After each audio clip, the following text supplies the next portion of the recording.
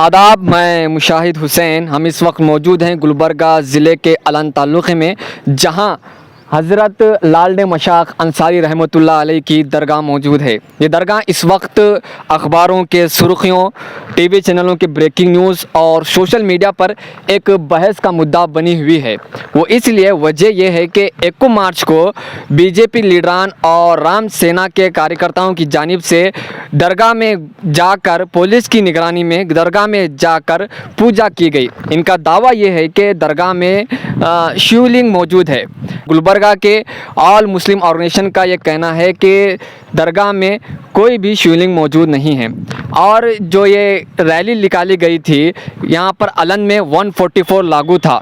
इसको वायलेशन करके बीजेपी लीडरान जिनका नाम यहाँ के अलंद के एमएलए सुभाष गुत्तेदार और बिदर के एमपी और यूनियन मिनिस्टर भगवंत कोबा और सेडम के एमएलए राजकुमार पाटिल और गुलबर्गा रूरल के एमएलए मत्ती मूड यहाँ पर इसका वायलेशन करते हैं 144 का।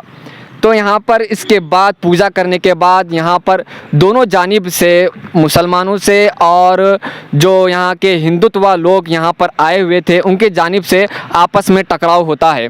लेकिन अब यहाँ पर गुलबर्गा के ऑल ऑर्गेनाइजेशन की जानिब से ये सवाल उठाया जा रहा है कि क्यों आखिर मुस्लिम नौजवानों को गिरफ़्तार किया गया। और सिर्फ मुस्लिम नौजवानों को गिरफ़्तार नहीं किया गया है, उसमें मुस्लिम नौजवानों के साथ साथ औरतों ख़वातीन को भी गिरफ़्तार किया गया है। तो यहाँ पर सवाल ये उठ रहा है कि क्यों सिर्फ इन लोगों को गिरफ़्तार किया गया। आप अगर देखते हैं कि शिमोगा में जिस तरीके से एक वायलेंस हुआ, वहाँ पर भी मुस्लिम नौजवानों को गिरफ़्तार किया गया।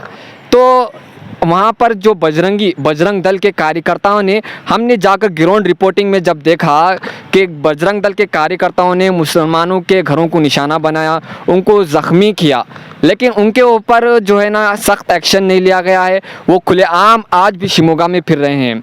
फिर यहाँ पर दोहरी पॉलिसी अलंद में क्यों अपनाई गई है, सिर्फ मुस्लिम नौजवानों को गिरफ़्तार क्यों किया गया है, ये बड़ा सवाल उठाया जा रहा है गुलबर्गा ऑल ऑर्गेनाइजेशन की जानिब से। और इस ताल्लुक़ से हम मज़ीद आगे जानकारी देंगे किस तरीके से यहाँ पर एक पुलिस की कहा जा रहा है कि पुलिस ने यहाँ पर घर में घुसकर और दरवाज़े तोड़कर मुस्लिम नौजवानों को अरेस्ट किया हुआ है।